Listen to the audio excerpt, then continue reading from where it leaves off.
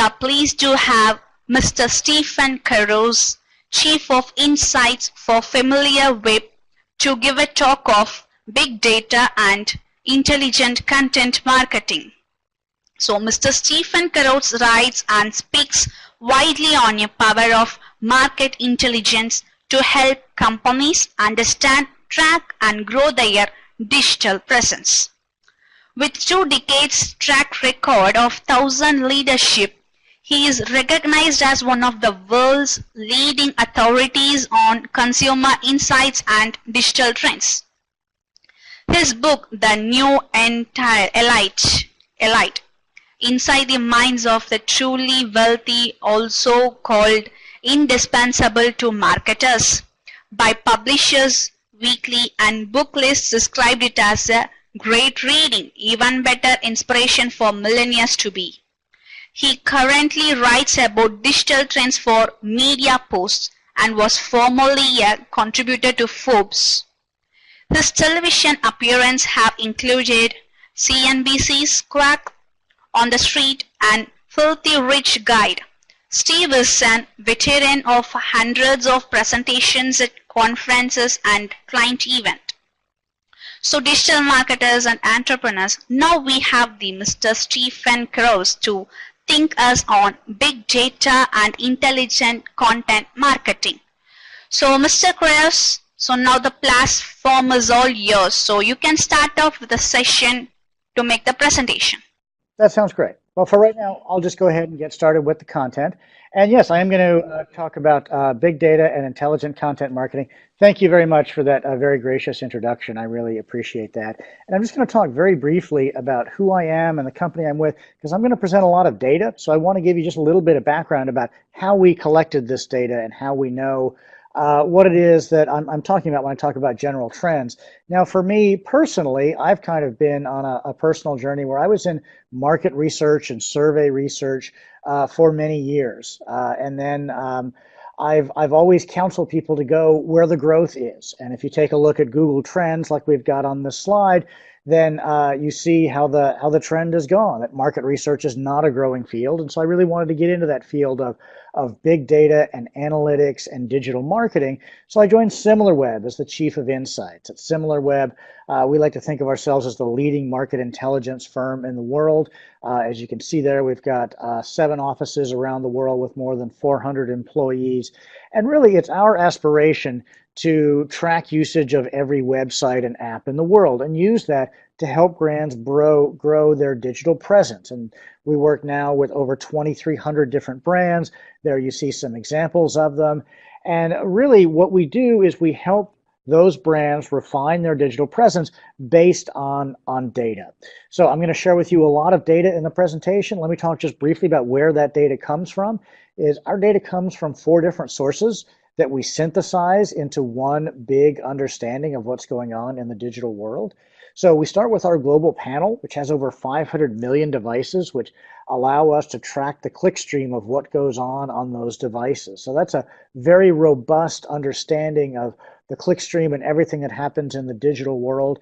We combine that with data from ISPs around the world, as well as data from public data sources. So we crawl the internet just like a search engine would. And then we work with literally a couple 100,000 websites that provide us with their data. And so that allows us to calibrate our models. So we take all of this together and we use it to create what we think of as a market intelligence platform. One big set of data that allows us to understand what's going on in every website and every app in the world.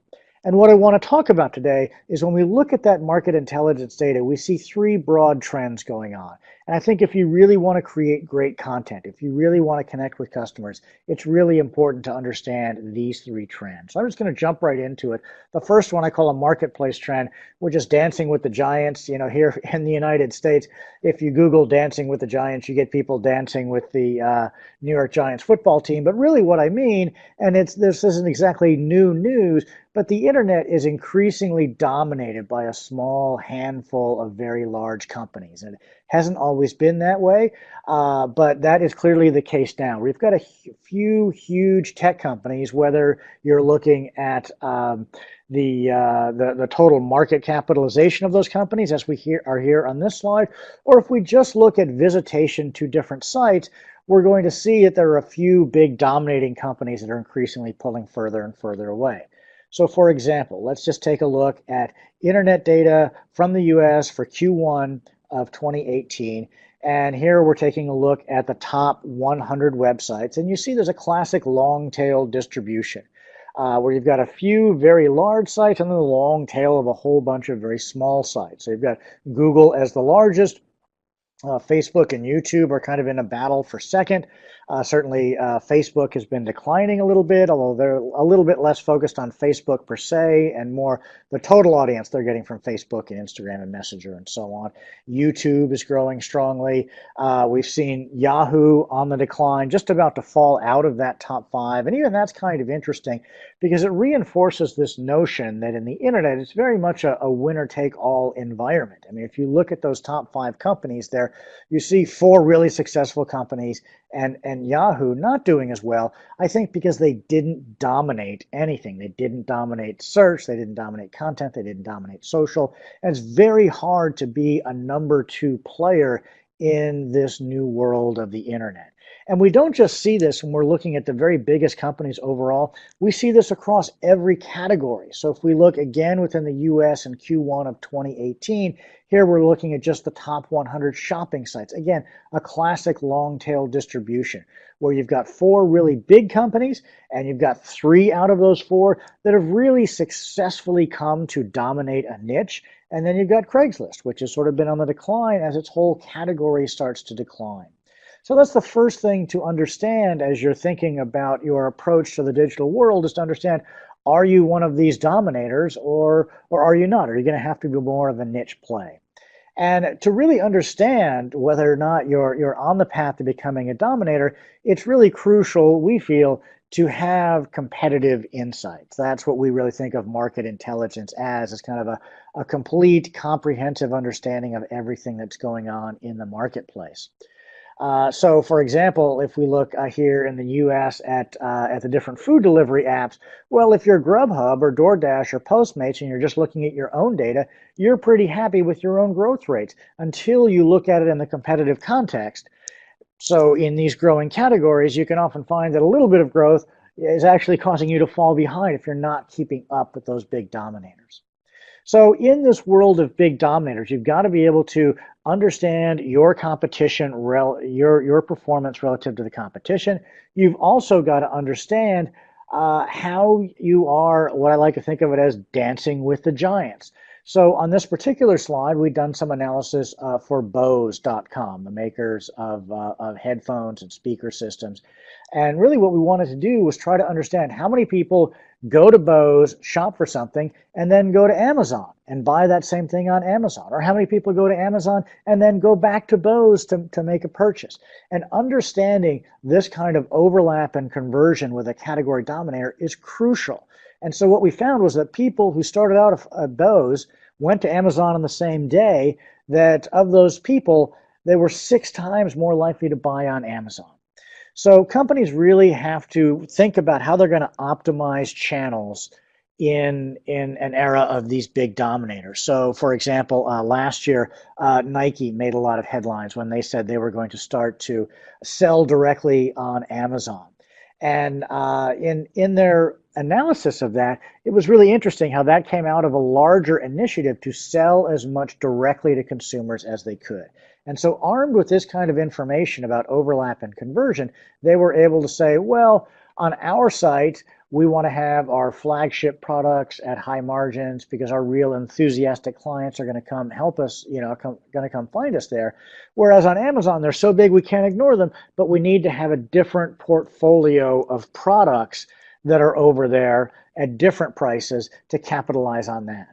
So in this era where we're seeing a few dominating companies, we're actually seeing really a lot of innovation in companies trying to figure out how are they going to dance with those giants, whether it's quantifying conversion and overlap, like in the Nike example that I just gave. If you look at investors, they're increasingly looking for specific categories that might be relatively stable even in the face of a potential Amazon takeover. We're also seeing a lot of companies work on going directly to consumers, even in traditional packaged goods categories where brands didn't do that. Things like razor blades or beauty products. Increasingly, companies are trying to go as much direct to consumer as they can. And here I've been talking about brands and Amazon, but really you could say the same thing for travel. I mean, every hotel and airline brand wants to sell as much directly to consumers as they can, but they also can't ignore all the volume that they are potentially going to get from the big category dominating online travel agencies like Booking.com or Expedia. So that's the first trend that I wanted to talk about. The second one is I want to talk about some of the changes in how consumers are searching on the internet. And consumer search behavior has really always been in many ways the backbone of the internet. Well, we're seeing fundamental changes in the where, how, what, and why of consumer searching. And I'll talk a little bit about these four trends more specifically. But we're seeing a trend toward on-site search. So it used to be most search activity took place on traditional search engines like Google. Now, especially when it comes to product search, a lot of that is happening on sites like Amazon or Walmart or Flipkart, sites that are a little harder to get a read into. How people are searching is changing. They're using more natural language, asking more questions, and they're seeking more specific answers than they were before. The what of what people are searching for is changing. They're leveraging their location. They are wanting more immediate solutions in both time and place. And finally, people are seeking increasingly personal guidance from search in a way that's almost kind of a little bit like a life coach. So let's talk about those four more specifically. First, where search is happening, as I mentioned, there's really a paradigm shift, particularly when it comes to searching around products and services.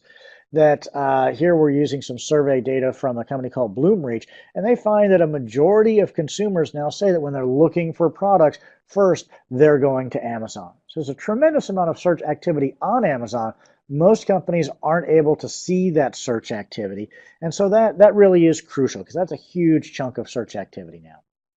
The second trend is the kinds of language that people are using when they are searching. Increasingly, they're asking questions. They're using natural language. Certainly, the trend toward voice search and Google Home and Amazon Alexa are kind of training consumers to ask questions. Even Google search results will now suggest questions that other people have asked, even if your query wasn't specifically framed as a question.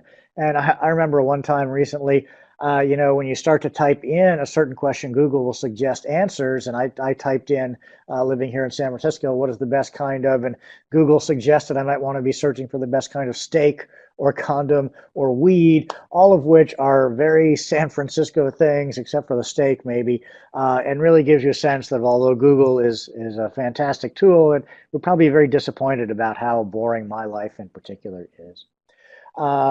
So I'm joking around, but there's a very serious point here, is that the way people are engaging in search is really changing. They're asking a lot more questions, using a lot more natural language search, and there are certain brands that are really capitalizing on this. A company like NerdWallet, whereas most of the big online brands get most of their traffic directly, a brand like NerdWallet is getting 80% of their traffic from organic search, and about 10% of that search traffic alone is coming from questions. A lot of people use the keyword best when searching there. And so it really sort of indicates this paradigm shift of, instead of saying, people searching for car insurance, people say, well, what is the best car insurance for me? And it's not just these search engine sites. There are sites that are all about asking questions. Asking questions is in the internet these days. If you look at a site like Reddit with their Ask Me Anything, or Quora, which by definition is a question and answer based site, we've seen significant growth in both of those. If we take a look at what Google Trends is telling us is trending up, it starts to get into this next kind of search trend of people are searching for more immediate solutions in time and place. Searches for near me, for example, have essentially doubled in the past couple of years, according to Google. And as we look at brands that really capitalize on this well, we see TripAdvisor has done this very well. Again, most of the big brands are getting a majority of their traffic directly and get a relatively small amount from organic search. Well, just as we saw with NerdWallet, TripAdvisor is a brand that's really killing it on organic search. And it's really interesting to see how they've refined their keyword strategy over the past couple of years. Over on the left, you see 2 years ago, they were getting 70% of their traffic from organic search, which is certainly high. But if you look at the top keywords, they're really kind of all over the board. Whereas we look now, just 2 years later, they've been able to increase their organic search up to 80%. But you see a much more focused approach to how they're trying to generate that organic traffic. They've focused in on a few terms that really work for them, like near me and things to do. And those both kind of reflect this trend toward seeking immediate solutions and solutions that are very customized to me.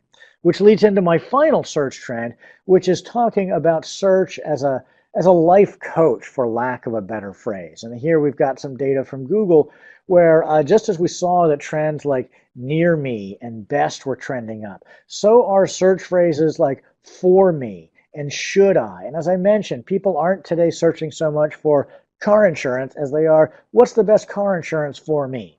Or what are the best credit cards for me? Or if you look at some of the research Google has done on searches in the grocery category, some of the fastest growing searches are those very personal life recommendation kind of searches, like what should I eat for dinner? What should I eat for lunch? All of these kind of things, I think, reflect a very different set of expectations that consumers have about search today. So I want to talk about my final trend here, and then I'll try to get the camera working again, and then we might have a little bit of time for questions. And I wanted to talk about generations in transition. And here in the United States, so much of the economy over the past few decades has been really geared toward the baby boomer generation, those born between 1946 and 1964, and that have always kind of been a demographic pig in the python, as they say. And any life stage they move into shows huge growth. Well, right now, any category that is targeting that over 70-year-old market is really going to show a lot of growth. Here we've got census data in the US, although it's similar in a lot of countries around the world. You see that huge bulge of the baby boomers. Right now they're in their mid-50s to now a little bit over 70. And so any category that relates to the over 70 market, like home care and pharmaceuticals, are really going to grow. The other thing that's really going to grow are categories related to millennials. Now, when you say millennial, a lot of people, start to think of, young hipsters. But in fact, the oldest millennials are now in their mid-30s. And if we take a look at some of the mindsets of millennials, this has been covered in a lot of other places, so I'm not going to go into a lot of depth here. But clearly, millennials now, this 18 to 35 group, have grown up in a very different world. They've grown up in a more diverse world. They're a more educated generation, a world where women have grown to have tremendous influence in the workplace as the chief purchasing officer of the household.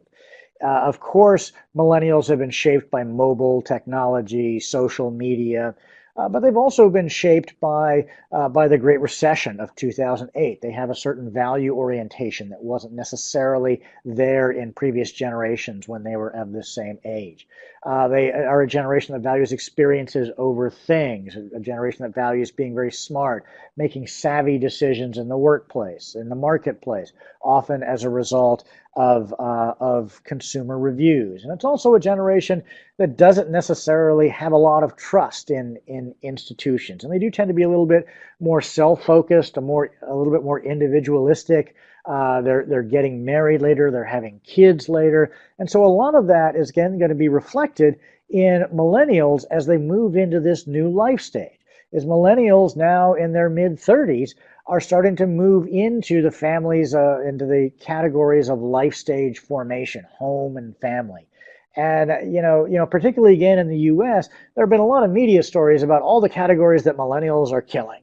That because millennials are, a different generation with different interests, that they're moving away from a lot of more traditional ways of working, of buying. And so I won't go through every single example on there. I've pulled these from different news stories. A lot of these are kind of anecdotal about what millennials are supposedly killing, but a couple of them that I think aren't just anecdotal, but are based on real data. Like bars of soap, or napkins. You know, this generation doesn't really know bars of soap. They know liquid soap. They don't buy napkins. They buy paper towels and use that for everything. So there are a lot of categories that millennials aren't quite relating to, and those categories are struggling as a result. But what I want to talk about is the flip side, is that there are brands that are really thriving because they're connecting with millennials as they move into these new life stages. So right now, most millennials, again in the US, but still around the world, it's true as well, most millennials are in that age group of about 25 to 26. And again in the US, women on average in this country right now get married a little bit before age 28, men a little bit before age of 30, median age of a first-time home buyer is 32. All of those have been rising in recent years. 40 or 50 years ago, people got married in their early 20s. Now they're getting married in their late 20s and early 30s. So as that large number of millennials at ages 25 and 26 are kind of starting to crash into those new life stages, there are all kinds of opportunities for innovative brands to connect with millennials. Millennials, highly technologically focused, very much mobile first, and very open to online delivery for categories that haven't focused on online delivery. For example, pet food. So Chewy.com has had tremendous success. They actually had so much success they got bought out by PetSmart, one of the industry standards, because you see the tremendous growth that Chewy.com was having there. And they did this by connecting to millennials. Millennials higher than average in terms of pet ownership for their age, because again, they get married later, they're having kids later, they have more discretionary time. And Chewy is really connected with this generation with all of the things that you would expect from modern online delivery, of free shipping. They call it Zappos-like customer service, very strong, very authentic content. A lot of their content is just uploaded by their employees to YouTube. It's not really slick and polished, but it's just obviously put up there by people who have an authentic passion for their pets. Or, as someone moves into their late 20s and early 30s, we're seeing more millennials start to buy cars. It was something they delayed a little bit with the hangover from the recession, as well as the growth of car sharing apps. But now we are seeing millennials buying cars in greater numbers. And some of the more traditional brands for doing car research, like Kelley Blue Book or Edmunds, have seen significant drops. And Car Gurus has been on the rise. Part of it is by really connecting with millennials, being super well optimized for mobile, and also using very value-oriented, straightforward language, talking about used cars, cheap cars. They sort their search results by the deal, sort of hits that value orientation that's so strong with millennials. So in their language and in their offering, they're connecting with millennials as they move into all of these new categories. And I could go through all different kinds of categories. I'm not going to talk about every single example that I've got up there on the slide right now, but you can go through home design, home services, coupon sites, streaming services.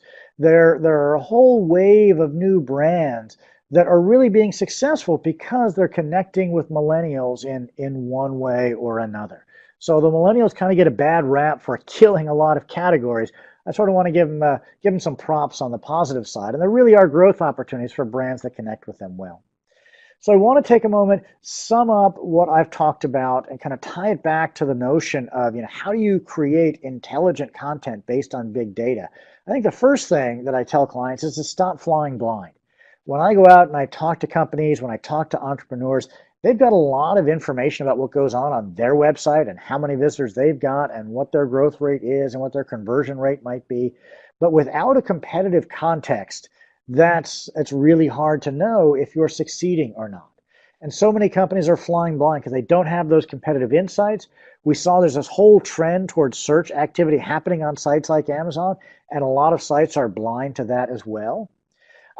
Historically, digital marketing and digital advertising is based on views and impressions because we couldn't get down to the actual level of conversions and sales. And now we are able to do that, with a market intelligence solution. You can see that for yourself as well as for competing sites. I talked about how the internet is increasingly becoming dominated by a few, smaller number of really powerful brands. And so as a company, you've got to decide, Are you a dominator, or are you more of a niche player that's really going to be thoughtful in how you optimize your channels and working with those big dominators? How are you going to create the kind of content that's going to allow you to compete? We're seeing a lot of innovation in channels. We're seeing a lot of opportunities for new brands. A lot of those millennial-focused brands are digital pure plays. We're seeing a lot of direct-to-consumer and subscription activity. So, and these are consumer packaged goods categories, things like razors, which never were sold directly to consumers before, but now leveraging subscription models. This is one way that brands are able to kind of, in a sense, go around some of those big dominating retailers or online travel agencies by working more directly with consumers. And again, the key to that is content and really understanding what it is that consumers are searching for. And when I talked about those search trends, I think what's important to keep in mind is those aren't just language changes. They really reflect deeper changes in what consumers want and what consumers expect. They expect you to know where they are. They expect you to be able to offer up more immediate solutions, whether it's in their local neighborhood or more immediate in time. They're expecting you to, understand their individual needs, to be able to offer them some individual guidance. So all of these kinds of new desires and expectations have to be reflected in the content that you have. And finally, recognize that as generations move into new life stages, that's always a time of tremendous change in consumer behavior. Whether you're looking at baby boomers moving into the life stage where they're starting to retire and thinking about, wills and estates and, the transfer of wealth, as well as categories like travel and dining tend to go up then as well. Or as we talked about with millennials moving into the new life stage of home and family formation. So that was my presentation. I've got some time left over for questions. And Mr. Stephen Kraus. So it's a wonderful lecture which you've been given us for us and the participants over here in the conference. So here it's a question and answer session for the participants over here. Like who are all have any queries, you can post up the questions in the chat box so that he can clarify you, or else anyone, if you are ready to come on online, you can on your webcam and then raise your hand by clicking the raise hand button in the Adobe Connect, and then you can answer the ask the question so that Mr. Stephen would clarify your doubts. So the session would start right here. Yeah, another one of the questions that I get a lot is this whole notion of, the small number of giant companies becoming more and more powerful.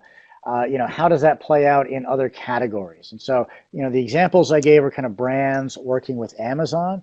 We see that, as I mentioned, all the time in travel as well, where you've got hotel and airline brands. They want to sell as much directly to consumers as they can, because when you're selling directly, you are maximizing your profits, you are strengthening your relationship with your customers, but they also have to work with those big online travel agencies because they generate so much traffic that there's just no way that those brands can ignore them. So last summer, for example, we had some big hotel chains, places like Hyatt, saying, "Oh, we're not going to work with Expedia anymore," because the commissions are too high. And so they, after a round of negotiations, using a lot of the kind of data that we have, they were able to kind of negotiate a better deal with Expedia, because Expedia was generating 20% of their revenue. Yeah. They can't just walk away from that. So I see one of the questions that's come in, is how to do big data analysis for any business. So the data that I shared with you mostly comes from our company, SimilarWeb, and we actually have a free version. So you can go onto our website, SimilarWeb.com, and get access to a free version of our tool, which really gives you insight into, as I said, any website or any app in the world. You can look at, what are the keywords that are sending competition to your traffic? How are you, to your competitors? How is your growth compared to your competitors? You can look at, what's your marketing mix? Maybe you're getting most of your traffic through organic search, but you might look at a competitor and realize, oh, well, they're getting a lot of their traffic through referrals or through affiliates. And you can actually look more deeper and see, well, what are the big referral sites that are sending them a lot of traffic? So that's a free tool where you can do a lot of this kind of competitive analysis. And that sort of relates to the next question. Is there an easy to use tool that doesn't have a whole lot of tedious work? And again, you can go onto SimilarWeb.com, and I'm not here to give you a big sales pitch, but we do have a free version of our tool, really because we've got kind of a larger mission. Although certainly we hope that people use the free version of our tool and then update to a paying version of the tool. Is we really believe in the power of data. And we believe that everyone should have access to the kind of market intelligence data that we have. Whether you're a big Fortune 500 company here in the United States, or you're an entrepreneur just getting started anywhere around the world, or if you're a student and you're doing research projects for a class and you don't really have a budget, we believe that you should have access to this kind of competitive intelligence, market intelligence kind of data. And so that's kind of why we have a free version. I see there's questions coming in. Are there other websites besides SimilarWeb? There's another site that's often used called Amazon Alexa. And I don't mean the Amazon Alexa home speaker. It's a service by Amazon, and it's called Alexa. But it's a different service, and it's designed for exactly that, to kind of give you a sense of how much traffic is going to different websites. If you're looking for data on broader trends, the two places that I would recommend, there's a site called StatCounter that has a plugin that's used on many, many sites around the world. And so they've got a lot of really good global data about trends in use of the internet.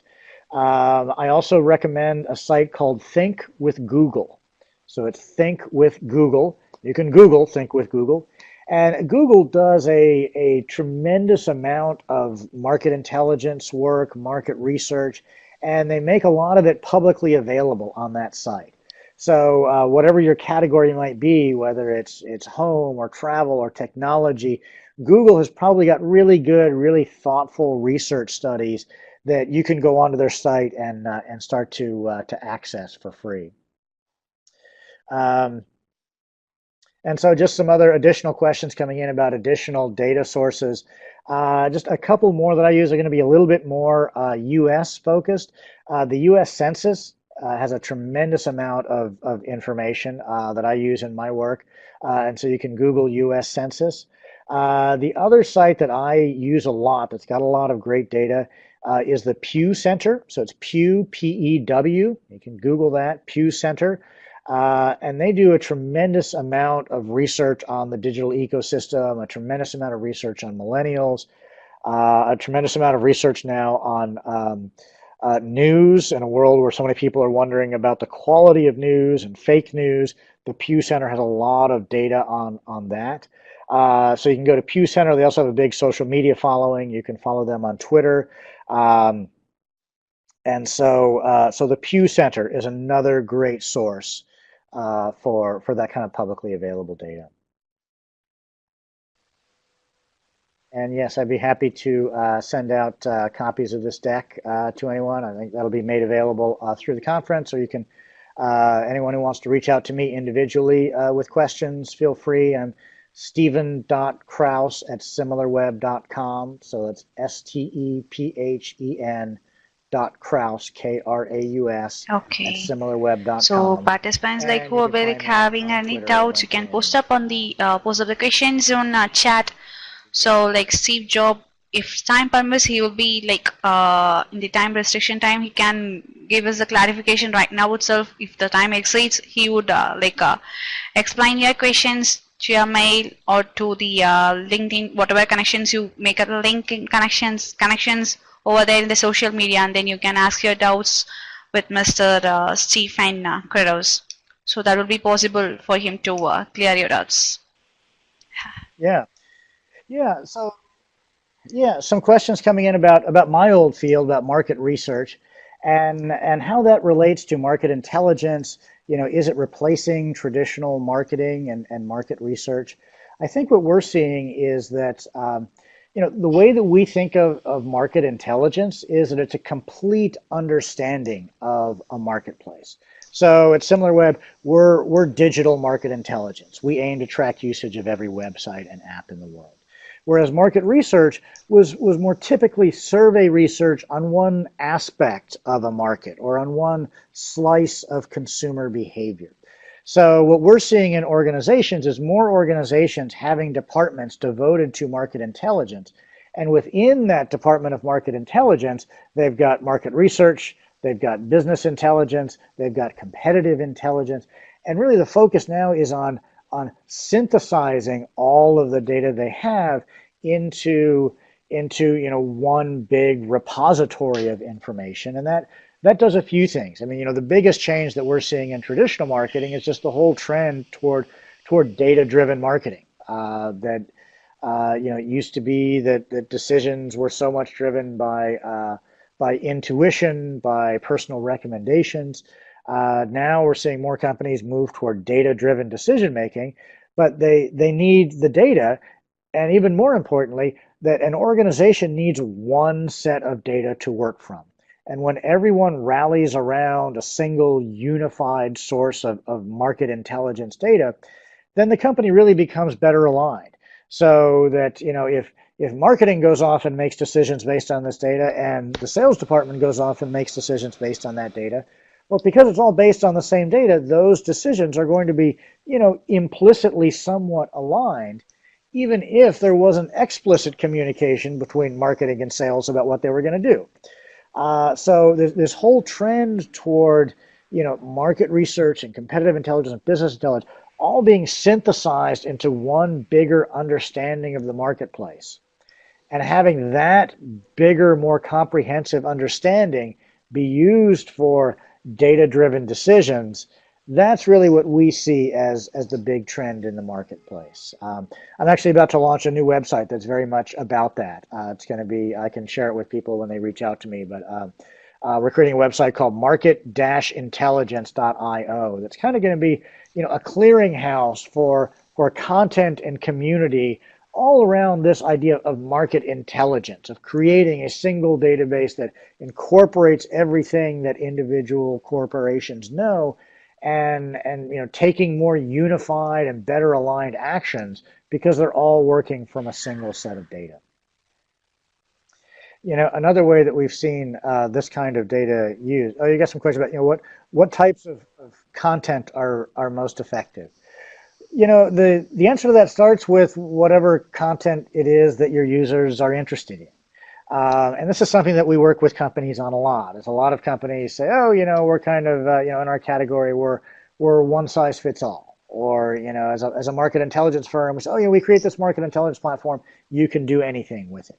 But what we find is that, increasingly people want specific solutions to their problems.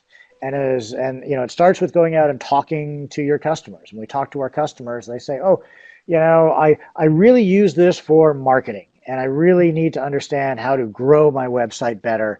So I want a more specific solution that's all about, website growth. And so we not only sort of redesign our product for that, but we create our content around that. As we went out and we talked to our customers, we also learned, for example, that we had a lot of customers that were in the investment space, so venture capital firms or companies that have a division that's devoted to merger and acquisition, and they were using our data in part to make investment decisions. Should they invest in this startup or that startup? And so once we talked to those customers and got a better understanding of how they were using our data, we were able to go out and create better content, 5 steps toward making better investment decisions based on your data. So when you think about content, and if you go on the internet and you look at how to create great content, you'll read some practical things about keyword density and about meta tags and about internal links and external links, and all of that nuts and bolts technical stuff is obviously very important, but I think it really begins with great content, with content that's really engaging to people. A couple of other trends that we've seen there, I publish a lot of articles, and it used to be that editors would tell me when I would send them a 1,200 word article, they would say, it's great, cut it in half and I'll publish it. And it used to be kind of a mindset of, well, content should be 500 words, maybe 600 words. But now there's really a lot of evidence coming out that, in terms of SEO, that much longer content works very well. Also, 1,000 words, 2,000 words, 2,500 words. But it's got to be interesting. It's got to be relevant. It can't be just, jam-packed with a whole bunch of keywords that doesn't make any sense. And one of the reasons that Google and other search algorithms are increasingly rewarding this longer content is because of, as an algorithm, you kind of assume that, longer content is more meaningful, that there is thought into it, that it's not just this short little thing that was, is jam-packed with a bunch of keywords. So we are seeing kind of this trend toward longer content. I would really encourage people to think about content that's really thought leadership. Right now, there's so much content out there. There's more content than anybody can consume, and so I think the way that people break through is by having that real thought leadership content. Maybe fewer pieces of content, but that are a little deeper and stronger, and the kind of things that people might pass around to each other. I'm also a big believer in infographics. And even if you're doing something more like a white paper, that white paper should have an infographic-y kind of look and feel, with sprinkling in charts and graphs, top 10 lists, all of those kinds of things. I think tend to work well in the content space. Maybe I've got time for one more question. It's about what kind of market research activity is most effective. And again, it really sort of depends on the questions that you're asking. When I was in market research, we would often do it as a two-step process, starting first with qualitative research, focus groups. They can be online focus groups. They can be one-on-one interviews with customers. But by going out and talking to customers and hearing the kind of language that customers use when they describe your product or the problems you're trying to solve in your category, that really gives you good input for phase two, which is more of a quantitative survey. And there are a lot of places that you can do that kind of quantitative research. Final question coming in is, how do I know what content my audience values? And it comes back to asking them, whether you're asking them individually or doing surveys or doing focus groups. We often ask very specific questions like that, of both understanding the kind of content and also the format of content, and what are people relating to more. Is it little nuggets like you'd have in a tweet? Is it longer infographics? Is it more thought leadership white papers? It's something that really differs by market, and so only by talking to your customers and prospects are you going to be able to come up not only with the right content, so I think but the right format for that content. Everyone have been asked their questions. That's about it. So let's wind up the question and answer session. So for the participants who need to ask for the question, just post up the question so your unanswered questions will be answered in a daytime, so that you can get clear whatever you have been having a queries on this big data and intelligent content marketing. So thank you, Mr. Stephen Kraus. So it's a great informative session for us, and I think participants also would gain from your information about the big data and intelligent content marketing. So thank you for the session. So thank you, sir. Have a great evening. Bye bye. Thank you.